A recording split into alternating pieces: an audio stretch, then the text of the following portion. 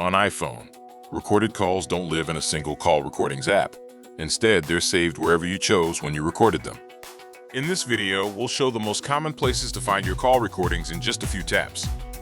First, remember, iOS doesn't include built-in call recording in the phone app. You must use a third-party app or service to record calls. Where your recordings are stored depends on the app you use, like voice memos, a dedicated call recorder, or cloud storage. Next, we'll quickly walk through 3 places to check: voice memos, your call recording app, and your cloud drive. Follow along and pause anytime to match the steps on your own iPhone.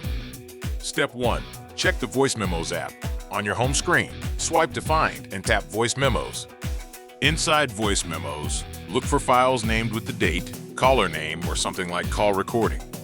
If you used a dedicated call recording app, open that app from your home screen or search bar. Most call recording apps have a Recordings, History, or Library tab, where all saved calls appear.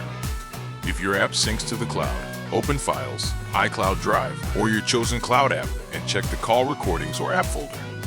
Once you find a recording, tap to play it, then use the Share button to save, send, or back it up for later.